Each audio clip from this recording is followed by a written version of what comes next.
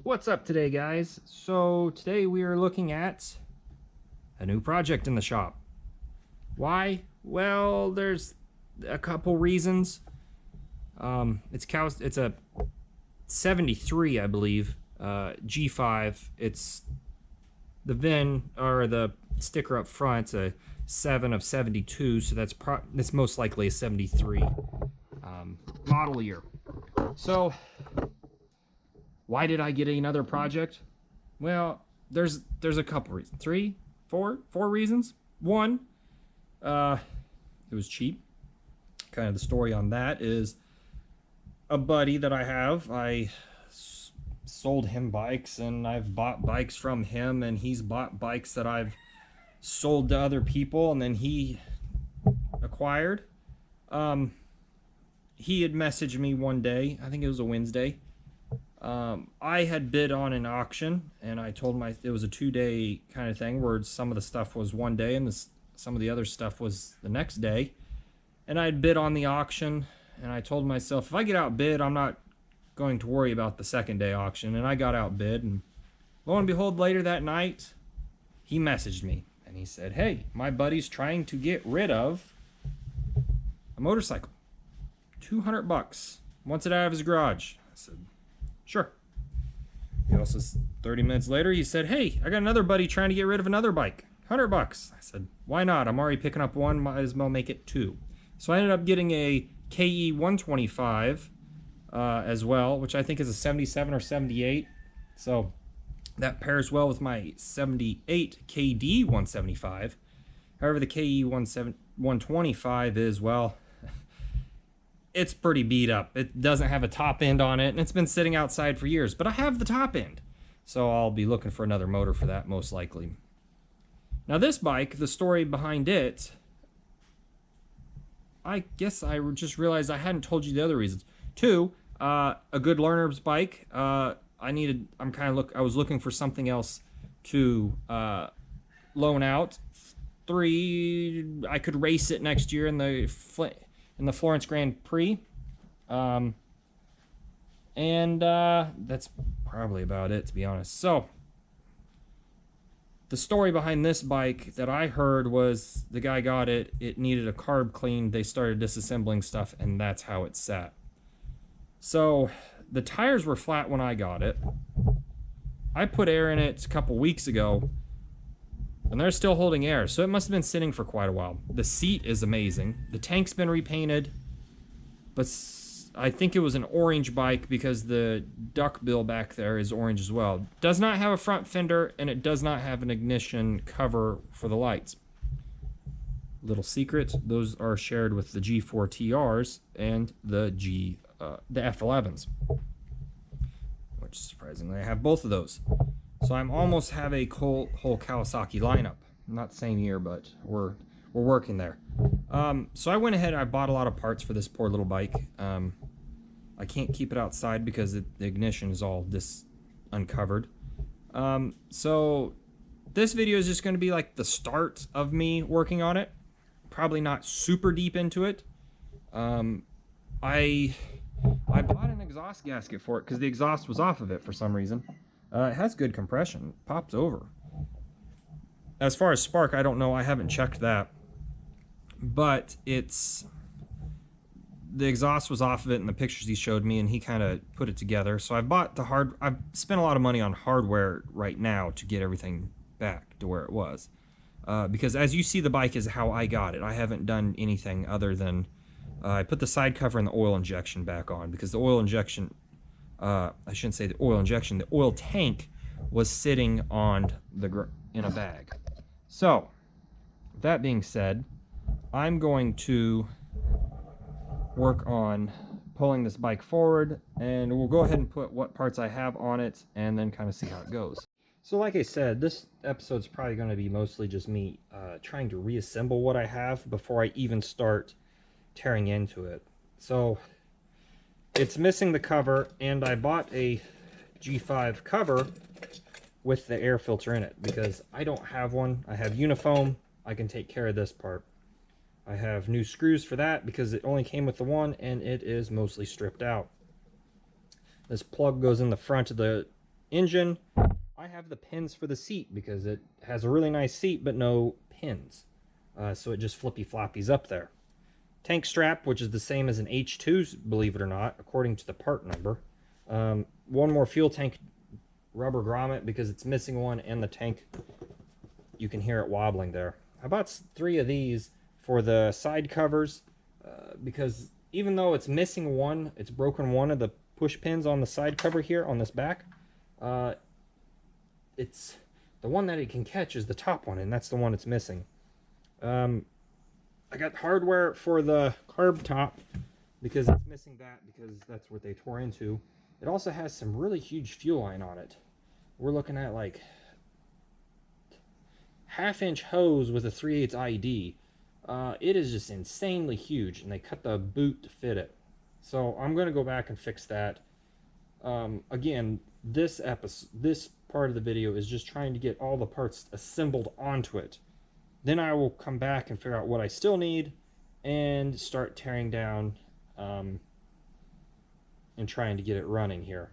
Because there's a lot of weird stuff going on with it, and there's some stuff I need to check out before I dig too deep into it. With that being said, oh, so I didn't explain these. These are going to be replacing the exhaust bolts. I don't think there are any bolts holding the exhaust on. I think it's really just caught up in the neck of the intake. Make sure you guys can see that. I really think this is all that's holding it right now. So with that being said, I was going to buy the M8 bolts for this and the washers and the lock washers, but then I decided it would be way easier just to buy these self lockers and then call it a day. So that's what I did. Plus I have spares if they fall out, so not a big deal. So like I said, I've already put this back on because I had all the hardware for the oil tank. You can't really see it because it's off screen. And I really wanted to try to keep all the parts together the best I can without losing stuff. That is my goal. The less money I have to spend, the happier I'm going to be. The more I can do. I'll go ahead and try to slip this in. These kind of are a pain in the butt. If you've ever had to do them, they're not hard, they're just a lot of fiddling.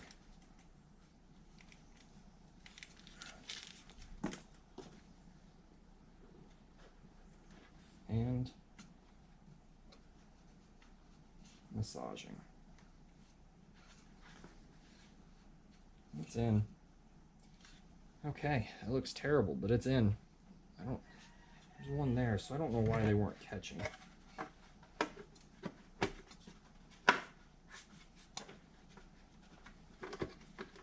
Maybe that one's just loose. Alright, well. Dang flies in here. Take this one out and replace it. These aren't quite the same size. That may be more of my problem.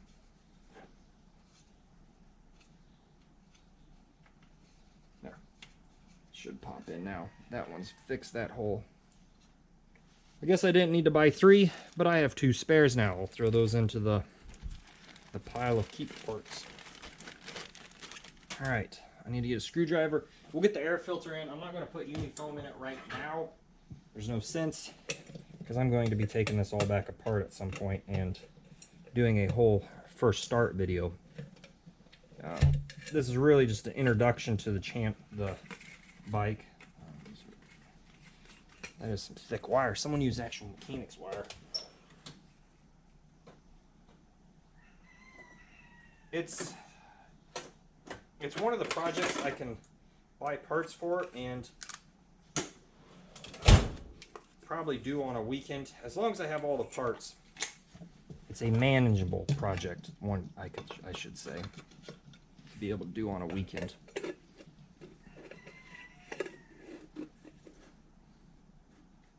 Perfect. Now I do have a spare rubber boot for it now. Not that I need it. Set that aside. Got spare screws. Pull out these guys. Why they put washers on this from the factory, I do not know. It's going to be one of the first things I guarantee you that gets lost if you're out in any anybody that has rode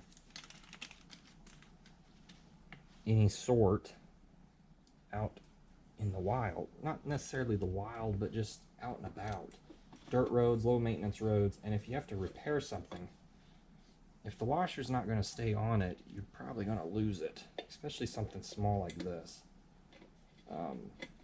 Maybe that's Kawasaki's plan. Maybe Kawasaki's whole goal was to sell billions of these little washers because they get lost.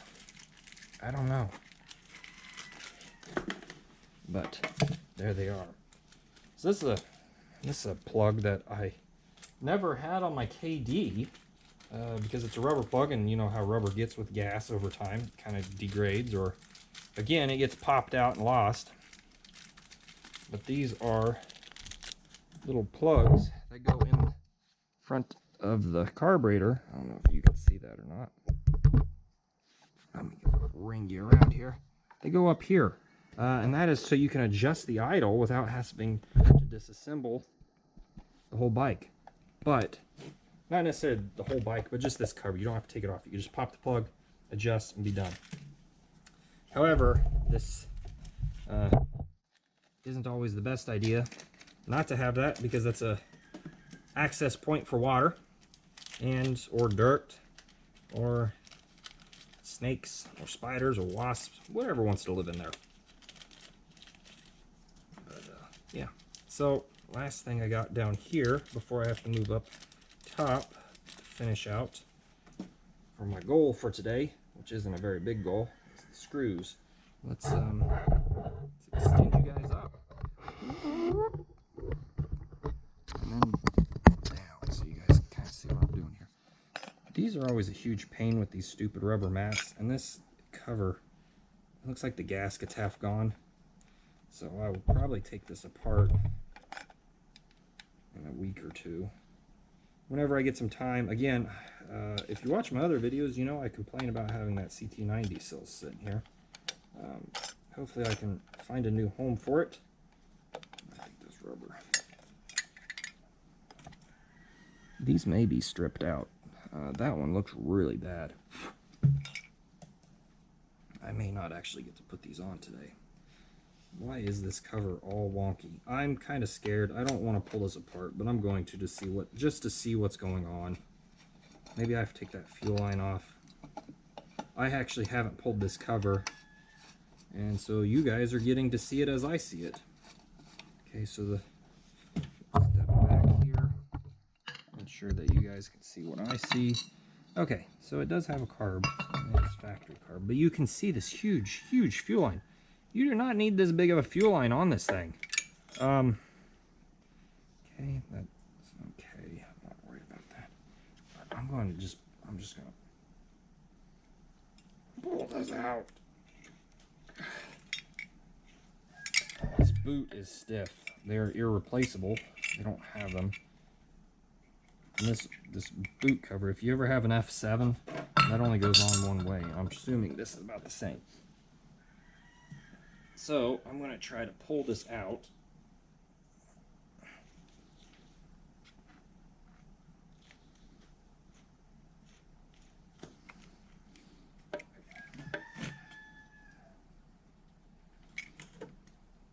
Holy smokes, that is in there tight. If you don't know, you got to go through a couple layers here. I'm going to pull the carb. They're usually just pushed on. This is not. You can usually just slip them off like that. I can already see this thing is gunked up in there. I can see trash. It does have a little clamp on. I didn't know that. That is interesting. Huh, okay, never mind. So on the KD, you use this to adjust your idle. On this F5 or G5, you use that to take the clamp off. Did not know that. That's new. Okay, learning stuff as we go. Let's I'm just gonna cut it.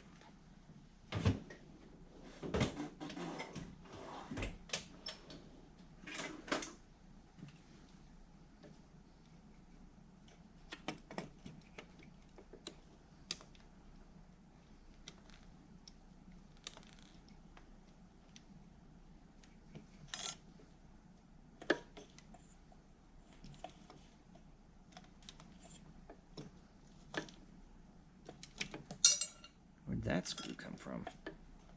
Just hiding up there?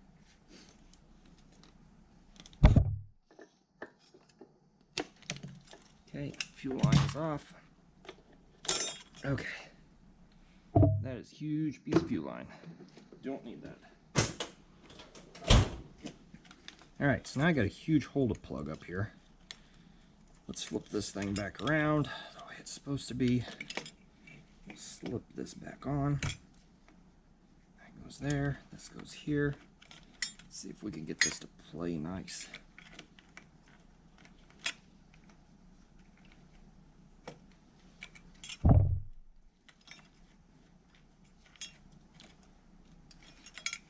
Maybe not. Maybe I just made a bigger mess. I'll just put this cover back on. Well, the screws did come back out, so we have that.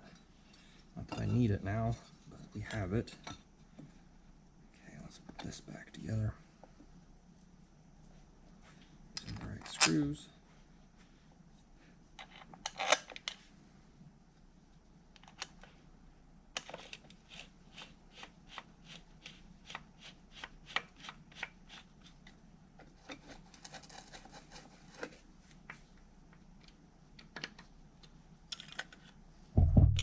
Okay, now let's see if we get these guys in here.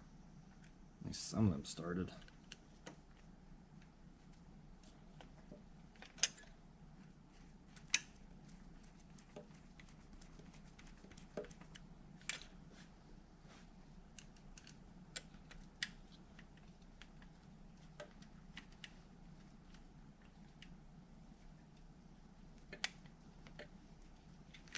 Okay, now it's not going to play.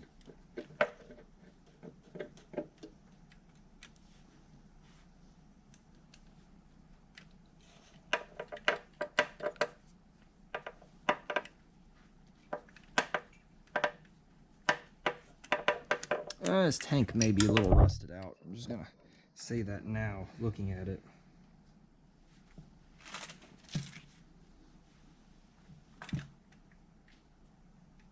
You know why this isn't fitting on? Because I don't have it in the right spot. Remember how I said this cover only goes on one way? Well, guess what? Someone didn't figure that out originally. That's me, I think. I think this goes like this. No? This boot just sits funny up here. Those two holes look good. Can't go that way. Alright, let's see what we can do here.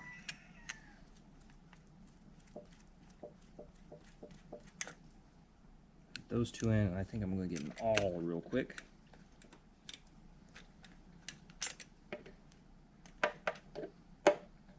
I'm guessing that petcock's going to need rebuilt.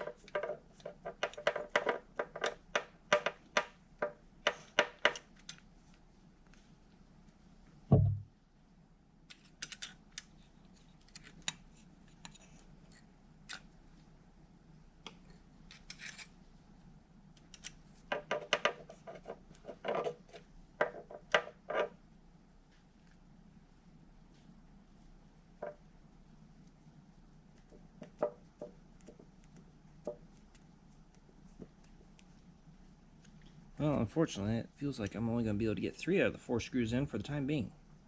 So I'm going to do the little trick they did and height. Ooh. Alright, so I'm going to move up to the top. And let's put the seat pins in and work on the exhaust while we're at it. Or not the exhaust, but we'll work on the fuel tank. Okay, so the fuel tank, like I said, oh, it's caught up on the wiring. There we go. Like I said previously, the fuel tank only has one of these grommets. So hopefully this is the right size, the right part number. Looks like it. We'll pop it in on this side. Ooh, that's a nice snug fit. Good deal. Could have been a lot worse there. And we will make sure the wiring gets around. We don't pinch anything. I think that new rubber piece is a lot trickier than I thought it was going to be. Okay, nice seated. I think the cables go above. I can't remember how this usually runs.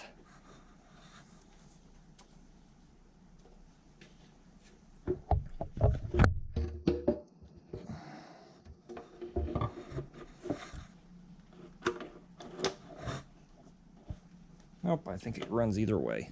I'm not sure, to be honest, at this point. So, last but not least, for the fuel system at the moment. I feel wet. Is the metal cold? That's kind of weird. Alright, well. I think this just clips in down here. It's been a while since I had to do this. Maybe I should have left the fuel tank off while I did this.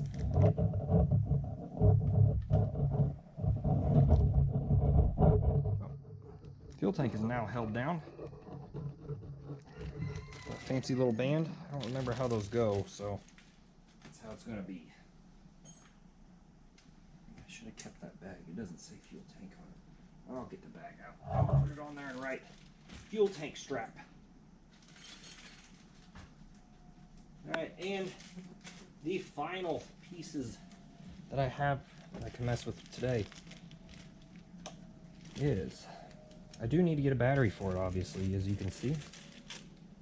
And I'll get that as soon as I can.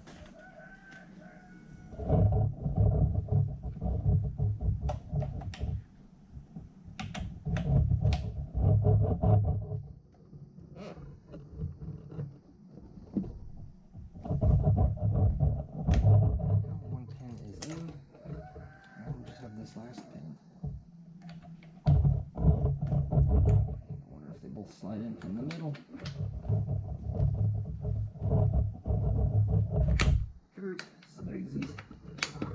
And then get a screwdriver for the little clips. We'll be rocking and rolling, at least as far as the seat not falling off and the fuel tank not rattling us to death, but it doesn't run, so those are both kind of moot points at this point. Let's see here.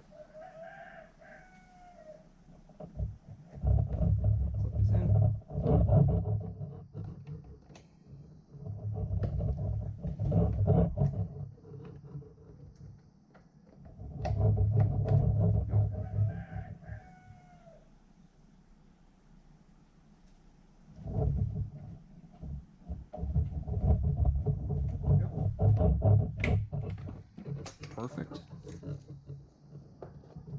Not quite sure where the strap goes. I'm gonna have to look that up. I can't even see if you guys can see what I'm doing.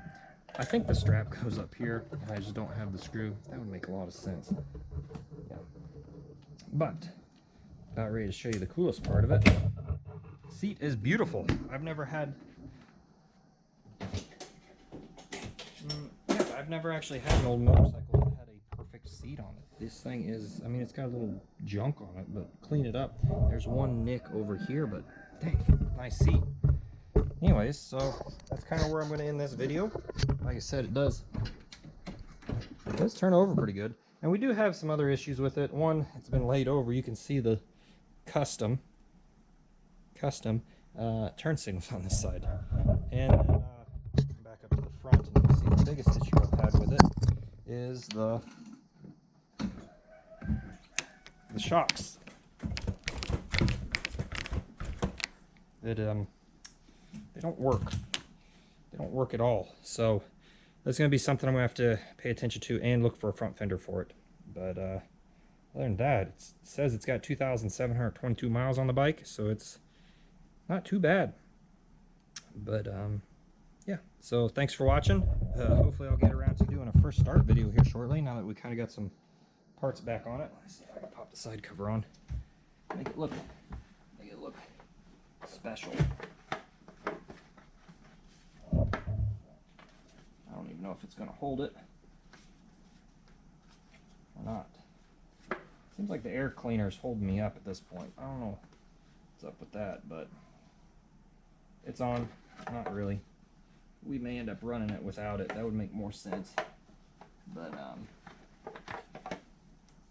sure, that's not that wiring. Anyways, you guys are probably, I don't even know if you can see me fiddling around with the side cover or not. But that's what I'm doing. Yep, you can. Alright, so that's what I've been messing with. I have oil. Oh my gosh, that's tight. That's real tight. Bump that.